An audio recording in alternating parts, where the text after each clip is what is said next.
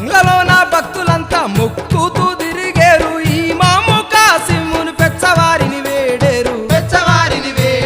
తెల్లవారక ముందే మీకు బంతి పూల దండలల్లి భక్తులంతా బంగ్లా ముందు బారులు తీరినారు తెల్లవారుతున్నది